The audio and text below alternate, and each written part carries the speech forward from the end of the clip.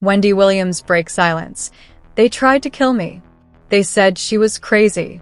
They said she was finished. But what if Wendy Williams was never sick, just silenced? In the heart of New York City, new footage shows Wendy, frail but defiant, flanked by NYPD officers. Her voice trembles, yet her words cut like glass. They tried to kill me. Who's they? And why would anyone want Wendy, one of the most powerful voices in media, gone? Rumors swirl of secret guardianships, stolen millions, and powerful figures terrified of what Wendy knew. Her son tried to warn the world. Her family begged for answers. But every time the truth began to surface, Wendy disappeared deeper into isolation.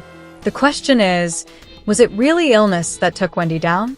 Or was it something darker, a deliberate plan to erase her from her own empire?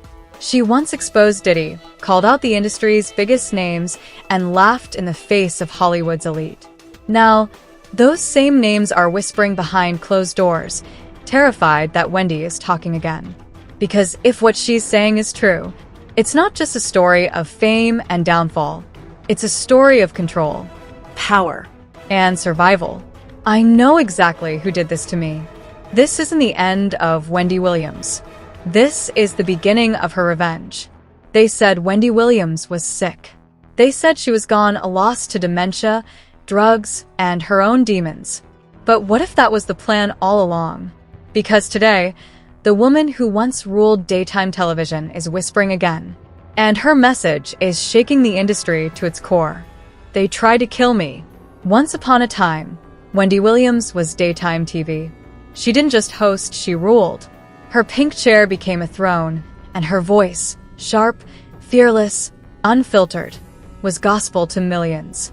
But behind the wigs, the laughter, and the shade was a woman constantly battling enemies, both inside the industry and within her own life.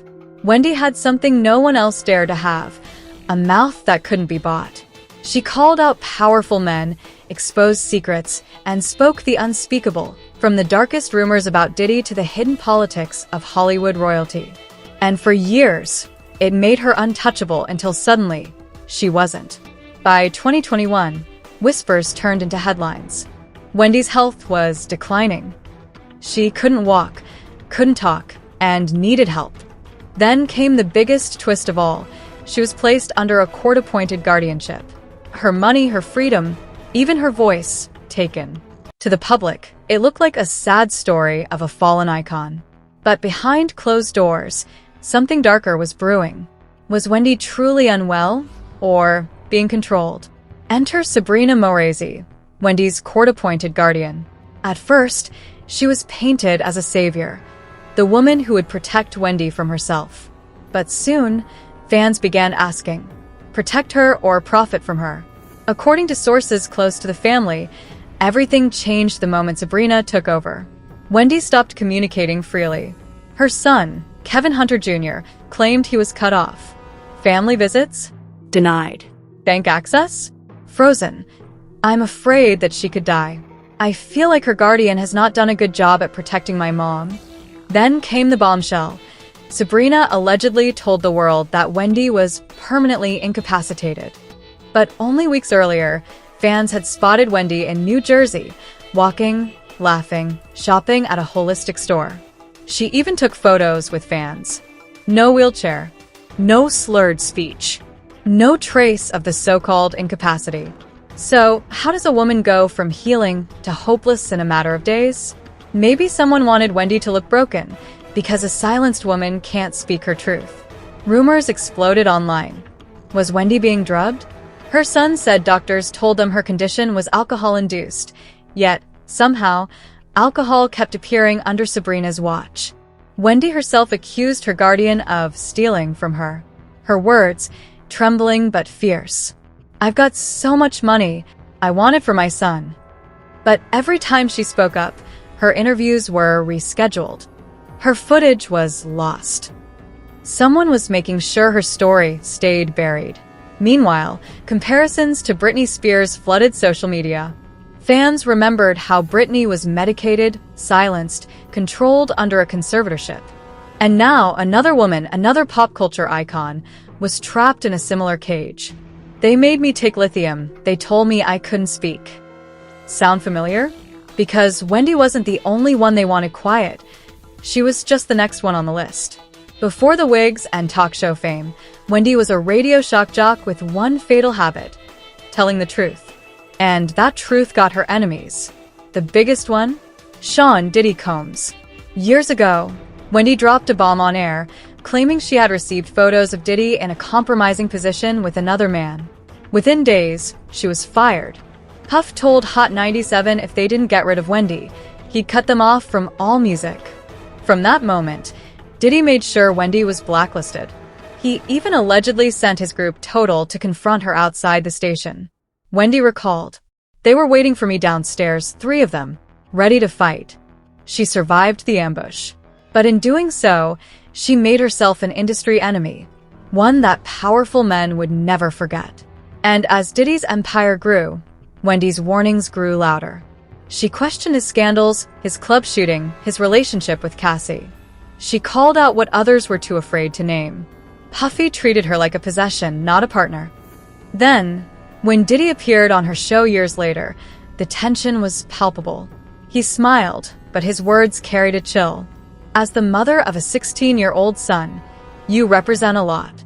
The room went silent. Wendy forced a laugh, but her eyes said it all. It wasn't a compliment. It was a warning. And now, years later, as Diddy faces his own downfall, Wendy's prophecy is hauntingly coming true. As new footage of Wendy surfaced, disoriented, escorted by police, the internet ignited.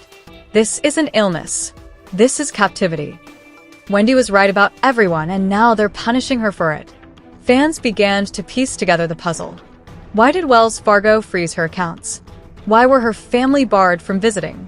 Why were guardianship hearings hidden from public record? Even her supporters compared her case to Diddy's current legal fallout. They said, maybe this is karma. Maybe Wendy's truth is finally resurfacing. And yet, amid the chaos, one thing stood out: Wendy's own defiance. From inside the facility, she released a cryptic statement. "I called it. I knew this day would come." She was referring to the leaked video of Cassie's assault, but her words felt bigger, heavier, almost prophetic. Mini cliffhanger. If Wendy called it for Diddy, what else did she call before they took her off the air? Wendy's story isn't just about money or fame. It's about power and how the people closest to you can weaponize it.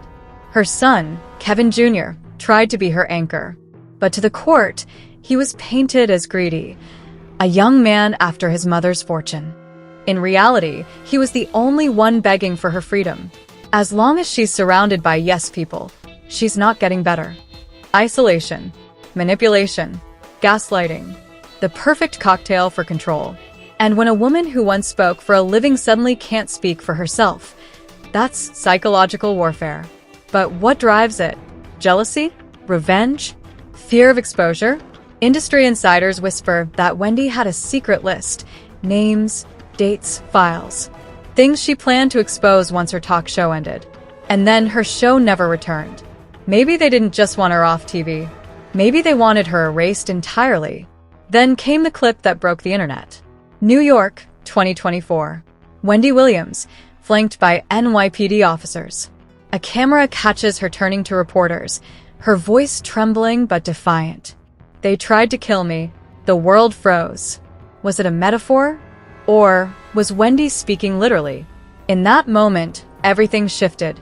What once sounded like a conspiracy now looked like evidence.